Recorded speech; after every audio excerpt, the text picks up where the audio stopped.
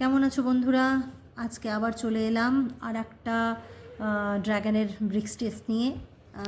এর আগে আমি আরও দুটো ড্র্যাগনের ব্রিক্স টেস্ট করেছি।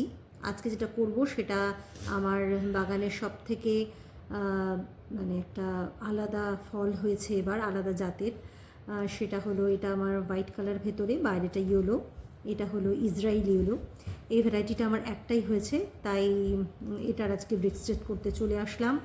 ব্রিক্স মেশিন নিয়ে তো এর আগে তোমাদের সাথে আমি ভিডিওতে সব কিছু ডিটেলসে জানিয়েছি। আর এই ইয়েলোটার একটা রঙটা একটু কালো হয়ে গেছে, তার পিছনে একটা কারণ আছে। অনেকগুলো ফল বাড়িতে ছিল, সব এক এক করে টেস্ট এবং খাওয়া করতে গিয়ে এটার একটু গাটা, চামড়াটা আর কি কালারটা চেঞ্জ হয়ে যায়। তো যাই হোক, আজকে আর বেশি দেরি করব না, সেই জন্যই ভাবলাম যে ফলটা নষ্ট হয়ে যাওয়ার আগে এটার একটা ব্রিক্স টেস্ট করে নিই।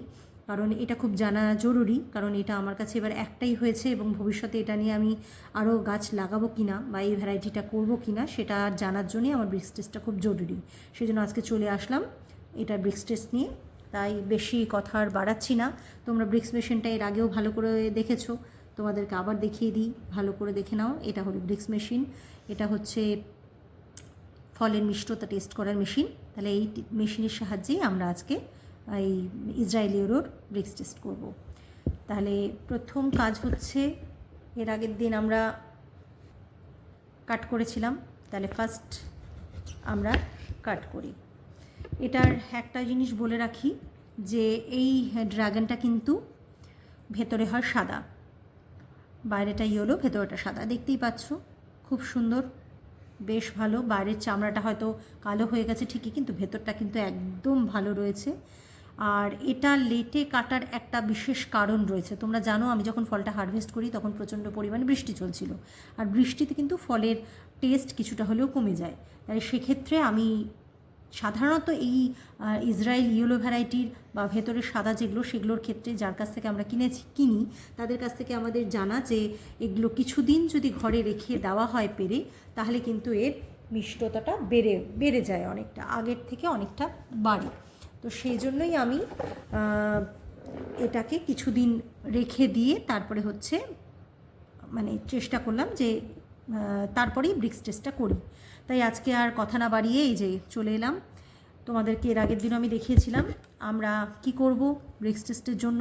চাকু দিয়ে মাঝখানের অংশটা আমরা ভালো করে খুঁচিয়ে নেব, ভালো করে খুঁচিয়ে নেব।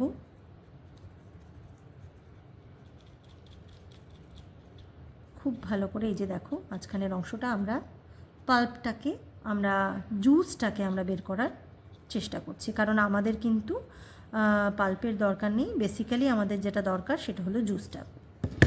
তো এর আগের দিন আমরা দেখিয়েছিলাম আমাদের কাছে একটা ড্রপার রয়েছে, এটার সাথেই, এই মেশিনটার সাথেই দিয়েছে। ড্রপারের সাহায্যে আমরা কিছুটা জুস এর মধ্যে নিয়ে নিলাম। হয়তো এইটুকুতে হবে না, এর আগের দিনও তোমাদেরকে দেখিয়েছি একটু বেশি সংখ্যকই লাগে, তো নিয়ে নিলাম। এবার এই মেশিনটার এর আগের দিন দেখিয়েছিলাম, এই যে ফ্ল্যাশ যেখানটা আমাদের গ্লাসের জায়গাটা রয়েছে, সেখানে আমরা এক ফোঁটা আগে দিলাম। তো এইটুকুতে আমাদের হবে না, সেক্ষেত্রে আমরা আবার এখান থেকে কিছুটা জুস বের করে নেওয়ার চেষ্টা করব।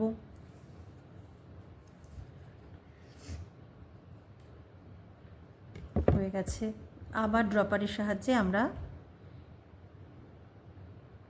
ভালো করে এখান থেকে জুস সংগ্রহ করব, করে আমাদের ব্রিক্স মেশিনের উপরে আবার জুসটা ভালো করে দিয়ে দেবো। সব জায়গাতেই ভালো করে ছড়িয়ে দেবো ড্রপারের মাধ্যমে। তোমাদের যদি মনে হয় যে আমি অল্প দিচ্ছি, তা নয়, খুব ভালো করে দেখলে আমি পুরো এই অংশটা, যেটা আমার দেখছো ব্লু কালারের গ্লাসের অংশটা আছে, আমি কিন্তু সবটা জায়গাতেই ভালো করে এখানে জুস দিয়ে দিয়েছি। এবার আমাদের কাজ হচ্ছে এই গ্লাসটাকে উপর থেকে বন্ধ করে দেওয়া। বন্ধ করে দিলাম। এবার আমাদের আর কোনো কাজ থাকছে না। এবার আমাদের কাজ হচ্ছে, এর আগের দিনও তোমাদের বলেছিলাম, এইখানে হচ্ছে লেন্সটা এখানে থাকে, আর এখানে হচ্ছে আমাদের দেখতে হয় কিভাবে, মানে এই লেন্সের থ্রু দিয়েই দেখা যায় যে এখানে অ্যাকচুয়াল ব্রিক্স কত এসেছে। তোমরা জানো এর আগের দিন আমরা এটা ব্যবহার করেছিলাম, ব্যবহার করার পর কিন্তু এটা খুব ভালো করে সুতির কাপড় দিয়ে ডিস্টিল ওয়াটার দিয়ে গ্লাস এবং সমস্ত আশপাশের অংশ মুছে নিতে হয়, যাতে আগের মিষ্টতার কোনো কিছু এখানে না থাকে। তাহলে এবার আমরা এটার টেস্ট কত হয়েছে দেখে নেব, দেখে নিয়ে এটার আপডেট এবং এটার ছবি কত আপডেট হলো সেই ছবি আমি তোমাদের নেক্সট ভিডিওতে পোস্ট করব।